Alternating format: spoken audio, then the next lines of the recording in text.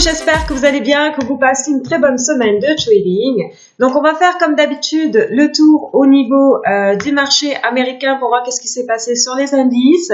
On regardera également quelques secteurs individuels et quelques stocks individuels pour cette semaine.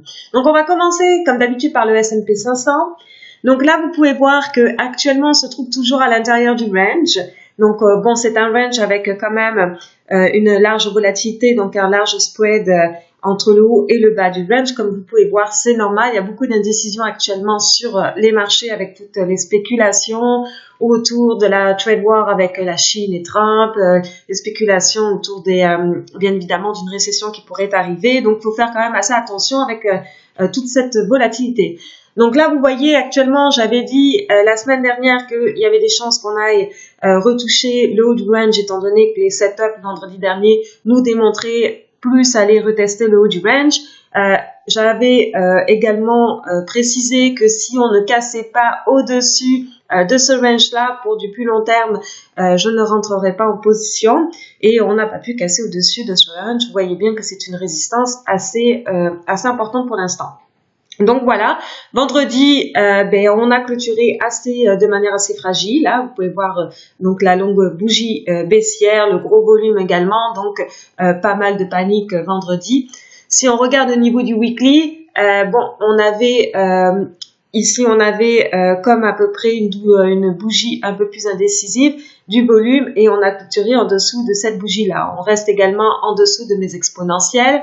Et même au niveau du daily, on est, pour l'instant, le prix est en dessous de toutes les moyennes mobiles qui est un indicateur de tendance.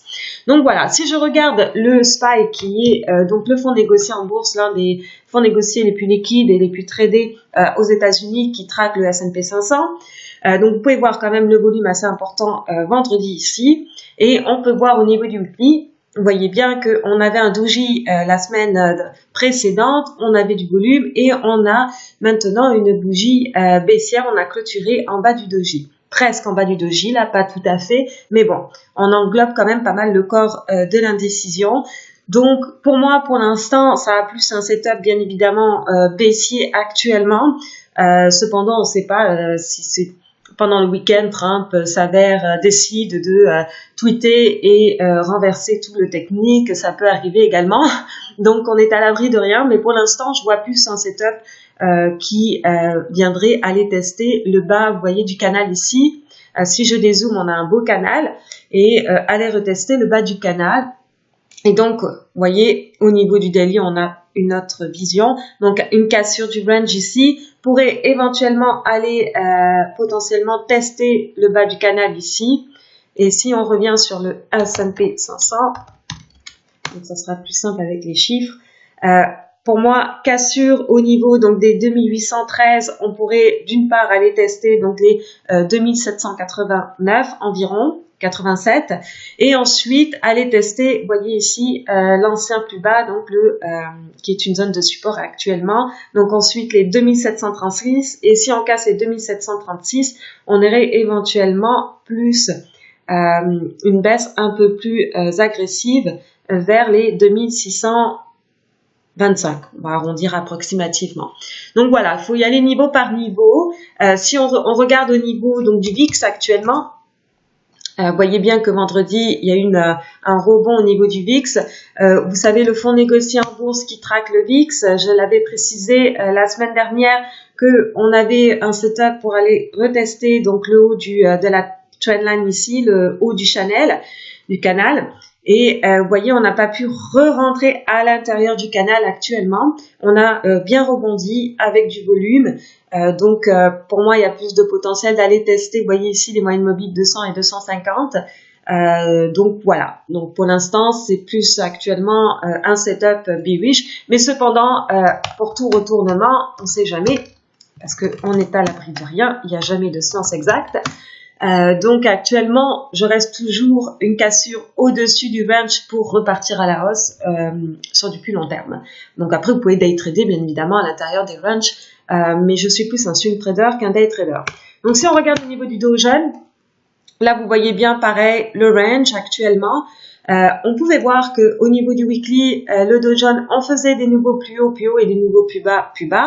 Et au niveau du Dow Jones Transport, vous pouvez voir que sur une photo un peu plus long terme, j'en avais parlé il y a quelques temps sur mon Facebook, on n'arrivait pas à faire des plus hauts. Vous voyez bien qu'on avait des plus bas et des plus bas.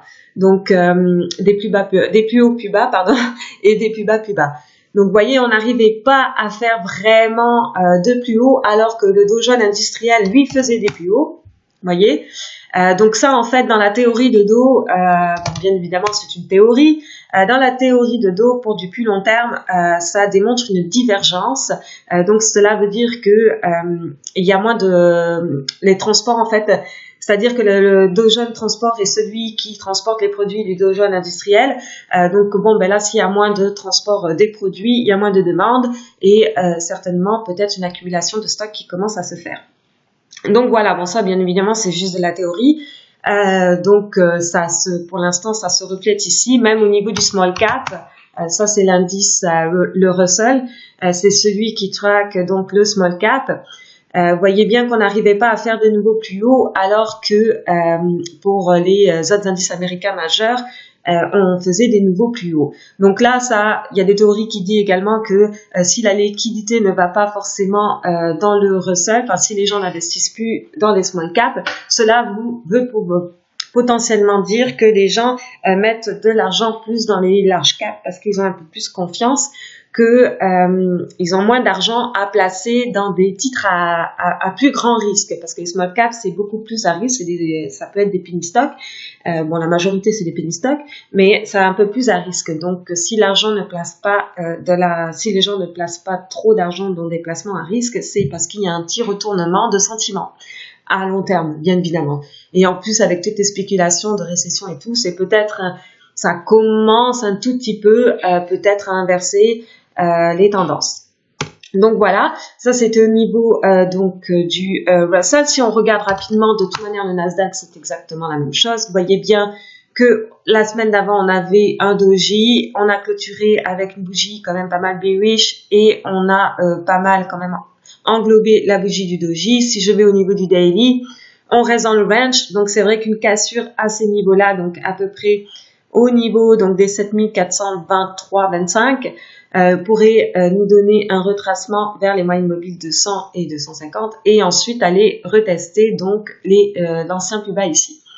Donc après, si on regarde au niveau des secteurs individuels, comme le secteur financier, qui est un secteur assez important, qui est une composante assez importante du S&P 500, donc là, c'est pareil. Donc, vous voyez que ici, dans cette zone-là que j'avais encadrée, on avait eu donc des institutionnels qui étaient rentrés de manière un peu plus massive dans les banques individuelles américaines comme Citibank, Bank of America, Wells Fargo, et également dans l'indice, donc pas l'indice, mais le fonds négocié en bourse du secteur financier qui est le XLF. Donc là, on avait des ordres un peu plus importants. Donc des fois, ça prend du temps, bien évidemment, de compléter les ordres. Vous voyez qu'on a cassé, on est allé retester donc le prix, bien évidemment, auquel ont été passés les ordres. Et là, on est reparti à la baisse. Donc maintenant, vous voyez, c'est un niveau de support assez important ici. Est-ce que on va casser le support ici et aller tester donc l'ancien niveau support qui est aux alentours de là? Donc vous voyez que pour l'instant on a une tendance quand même un petit peu plus baissière sur les secteurs financiers. On est en dessous des moyennes mobiles également, qui est un indicateur de tendance, et on est en dessous des prix également dans lesquels ont été effectués les ordres des banques américaines. Donc voilà, donc bon, bien évidemment pour l'instant ce sont juste des indications actuelles, donc on va voir par la suite qu'est-ce qui va se passer. Si je regarde, la semaine dernière on regardait au niveau du secteur des utilities. J'avais parlé donc de la cassure du ground range ici, et vous voyez, bon, du coup on a continué à monter, mais on commence à montrer quand même un petit peu de fragilité sur les secteurs un peu plus défensifs aussi. Donc là vous pouvez voir qu'on a eu une belle bougie aussi.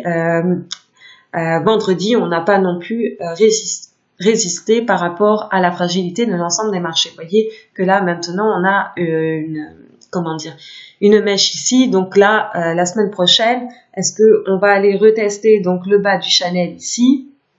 Donc pour l'instant, si on rentre dans le range, vous voyez ici que j'ai tracé, donc c'est une ancienne résistance qui devient un nouveau support. Donc si on casse au niveau des utilities, donc c'est les services publics en dessous du range, on peut aller tester donc la trendline ici, et ensuite si on recasse, aller potentiellement retester le bas de la trendline sur un plus long terme ici. Oh, voyez ici. Donc voilà, puis en plus on a une moyenne mobile qui concorde ici, qui est la 100, vous voyez bien, qui touche aussi la trendline ici. Si on regarde au niveau du weekly, bon, on a quand même, c'est un secteur assez défensif, donc vous voyez que ça continue de monter, c'est normal, les utilities, c'est un low beta, c'est quelque chose qu'on utilise au quotidien, même s'il y a de la difficulté dans les marchés, on n'a pas le choix d'avoir de l'électricité non plus. Donc vous voyez bien que c'est une belle progression actuellement, mais bon, ça peut se retourner comme tout secteur actuel. Donc la consommation de base, c'est pareil. Vous voyez, on avait eu un bon rebond. La semaine dernière, j'avais annoncé ma trade qu'on allait retester donc les plus hauts, et que si on n'arrivait pas à casser, il y aurait certainement un retournement pour aller retester le bas de la trendline ici. Donc maintenant, c'est pareil. J'ai remis un support ici. Donc si on casse ce support, on ira tester donc pas certainement, mais potentiellement la moyenne mobile ici qui est la moyenne mobile 100, et également le niveau support ici. Donc c'est à surveiller pour la consommation de base. En plus, on a eu bien évidemment un ordre institutionnel assez important dans cette zone ici, qui est dans la zone bien évidemment de l'ancienne résistance. Donc est-ce qu'ils ont vendu? Vous voyez bien que ça se reflète dans la barre de volume aussi. S'ils ont vendu, il y a des grandes chances qu'on aille toucher la moyenne mobile 100. Donc voilà, si on regarde individuellement, la semaine dernière, j'avais parlé de Coca aussi. Coca, bon, on a fait ce que j'avais dit également, testé l'ancien plus haut, et voilà, on a bloqué à ce niveau-là. Donc on a testé la résistance et maintenant on bloque. Donc ça, c'est pareil, c'est comme les utilities, la consommation de base, c'est à peu près la même variation. Est-ce qu'on va re-rentrer dans l'ensemble du branch et aller tester le bas de la trendline?